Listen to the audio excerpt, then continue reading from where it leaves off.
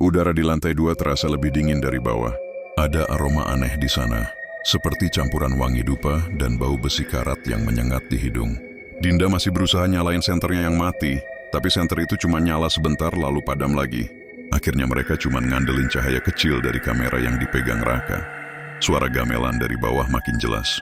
Nadanya pelan, tapi lama-lama terdengar kayak ada yang main beneran, bukan gema. Setiap dentingnya bikin bulu kuduk berdiri, dan entah kenapa, di sela-sela suara gamelan itu, kadang muncul bunyi seperti seseorang tertawa kecil. Pelan banget. Tapi jelas bukan suara manusia normal. Raka ngarahin kamera ke ujung lorong. Sosok hitam tadi udah nggak kelihatan, tapi lilin di depan kamar itu masih nyala, goyang pelan kayak ditiup angin. Dinda ngebisik pelan, "Rak, ayo udahan aja deh. Serius, ini nggak enak banget." Gue ngerasa kayak ada yang ngikutin dari tadi.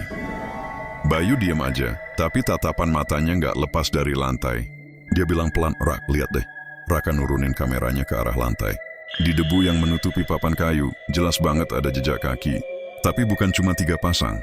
Ada satu lagi, besar dan jejak itu basah, kayak abis melangkah di air. Masalahnya, mereka bertiga nggak ada yang nyeker. Bayu langsung mundur pelan. "Udah, ini nggak bener, Rak. Gua nggak mau lanjut." Tapi sebelum mereka sempat berbalik, dari kamar di ujung lorong terdengar suara pintu digeser pelan. Kayak ada yang buka dari dalam. Gamelan berhenti mendadak, suasana jadi hening banget. "Lo denger itu nggak?" tanya Dinda. Raka nggak jawab. Dia cuma ngarahin kamera ke arah pintu kamar itu. Langkahnya maju 1, 2, pelan banget. Setiap papan lantai yang dia injak bunyi krik kecil, dan setiap bunyi itu kayak dipantulkan oleh seluruh rumah. Pintu kamar terbuka sedikit, dan dari celahnya keluar cahaya merah temaram kayak dari lampu minyak. Raka buka lebih lebar, dan di dalam kamar itu, ada satu ruangan tua yang kelihatannya dulu semacam ruang doa. Di tengah ruangan ada meja kecil dari kayu. Di atasnya tersusun persembahan bunga kering, dupa, dan mangkuk tembaga berisi abu. Di belakang meja itu, tergantung lukisan besar yang gambarnya sama persis kayak foto di ruang bawah tadi. Wajah seorang pria berbusana adat Sunda. Tapi kali ini matanya terbuka lebar dan menatap lurus ke arah kamera. Dinda langsung mundur. "Rak, matanya." "Matanya beda," katanya dengan suara bergetar. Tapi Raka malah terus ngerekam, mendekat ke arah lukisan itu. Di bagian bawah lukisan, ada tulisan aksara kuno yang sebagian udah hilang. Tapi satu kata masih jelas. "Kutuk." Angin tiba-tiba berhembus dari belakang mereka.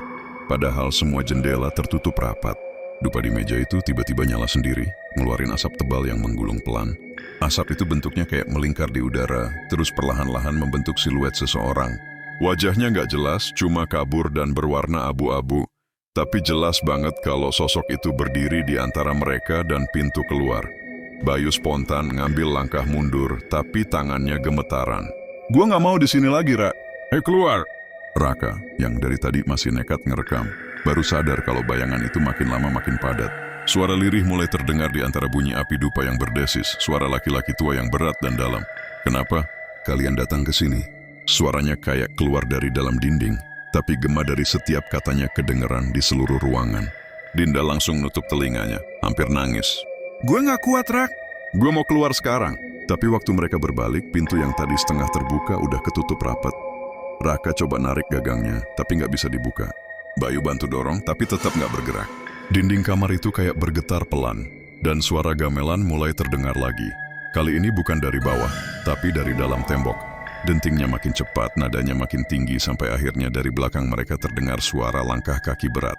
1, 2, 3. Langkah itu makin dekat. Raka ngangkat kamera, dan di layar kecil itu kelihatan sesuatu. Di belakang Dinda ada sosok tinggi, pakai baju hitam lengkap dengan ikat kepala, berdiri kaku dengan mata kosong menatap lurus ke arah kamera. Dinda belum sadar, tapi sosok itu makin mendekat. Tangannya panjang, dan di ujungnya kelihatan kuku hitam yang tajam banget. "Dinda!" Raka teriak tapi terlambat. Angin kencang langsung nyambar ruangan, lilin padam, dan kamera goyang keras. Dinda jatuh terduduk, matanya kosong, napasnya ngos-ngosan. Raka panik, ngebopong Dinda sambil teriak ke Bayu, "Cepetan buka pintunya!" Bayu dorong pintu sekuat tenaga dan akhirnya kebuka sedikit. Dari luar kamar, tiba-tiba muncul suara seseorang nyanyi pelan dalam bahasa Sunda lama. Nadanya lembut tapi nadanya nggak manusiawi, terdengar dari segala arah sekaligus. Gamelan terus berbunyi, makin cepat, sampai seluruh lantai bergetar. Raka dan Bayu narik Dinda keluar dari kamar, tapi waktu mereka sampai di lorong, mereka baru sadar sesuatu berubah. Lorong yang tadi lurus dan pendek sekarang kelihatan lebih panjang, kayak nggak ada ujungnya. Semua pintu di sisi kanan kiri terbuka dan dari setiap pintu ada tangan-tangan pucat keluar pelan meraba udara. Beberapa jari panjang itu hampir nyentuh kaki mereka. Bayu mulai teriak, lari. Rak, cepet lari. Mereka lari secepat mungkin ke arah tangga. Suara gamelan ngikutin langkah mereka dari belakang, seolah-olah ada paret bayangan yang ngejar. Waktu sampai di tangga, Raka hampir jatuh karena papan kayu bawahnya tiba-tiba patah. Kamera jatuh tapi masih nyala, ngerekam semua kekacauan itu. Begitu mereka sampai di lantai bawah, suasana berubah total. Ruangan yang tadi cuma gelap dan berdebu sekarang penuh asap dupa tebal, dan dari arah gamelan di pojokan, jelas banget kelihatan bayangan seseorang lagi duduk bersila. Sosok itu main gamelan dengan gerakan halus, tapi setiap denting yang keluar bikin udara di sekitar bergetar. Bayu, yang paling depan, langsung berhenti. Astaga, itu dia, bisiknya. Raka nyorot kamera pelan, dan di layar kelihatan sosok laki-laki tua itu dengan jelas. Wajahnya pucat, matanya merah menyala, dan di lehernya masih kelihatan bekas tali. Dia berhenti main gamelan, menoleh pelan ke arah mereka, lalu senyum. Senyum yang lebar banget, tapi dingin dan aneh. Kenapa kalian ganggu ketenanganku? Katanya pelan, tapi setiap katanya terasa kayak ditekan langsung ke dalam kepala mereka. Dinda udah gak kuat, dia pingsan di pelukan Raka. Bayu tarik Raka. Tinggalin kameranya, cepet keluar. Tapi Raka masih sempat nengok sekali lagi, dan di layar kameranya sosok itu berdiri. Bukan di tempat gamelan lagi, tapi tepat di belakang mereka. Cahaya senter Raka tiba-tiba nyala lagi dengan sendirinya. Dan di situ, di pantulan kaca jendela besar, mereka bertiga bisa ngeliat jelas sosok Panyipatih itu berdiri. Tubuhnya tinggi, matanya kosong, dan mulutnya bergerak tanpa suara. Sesaat kemudian, semua lampu senter padam. Suara gamelan berhenti total, sunyi, tapi di antara kegelapan itu, satu suara lirih terdengar. Kalian akan jadi bagian dari rumah ini. Lalu semuanya gelap,